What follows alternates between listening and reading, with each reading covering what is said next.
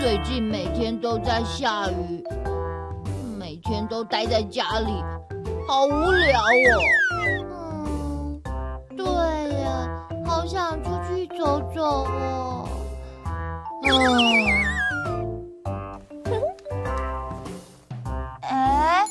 你们两个怎么这样子愁眉苦脸的啊？彤彤姐姐，最近每天都在下雨，一直待在家里，想要出去走走都没有办法。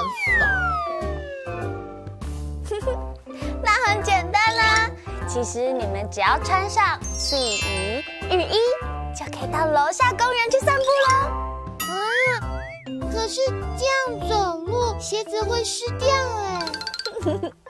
哎呦，只要再穿上水球筒、雨鞋，这样子就不怕鞋子湿湿、袜子湿湿喽。对耶，我们怎么都没有想到啊！对耶，我们赶快去穿睡衣跟水球筒，然后去楼下公园走走咯。耶！注意安全，注意安全哦！睡衣、雨衣，睡衣、雨衣。彤彤姐姐，你有看到我的睡衣吗？哦，你的睡衣在柜子里面呢。不过你要做什么呢？我要去点点家拿东西啊。那要注意安全哦。水球筒、雨鞋，水球筒、雨鞋。下雨天鞋子都会湿哒哒的，很不舒服哎。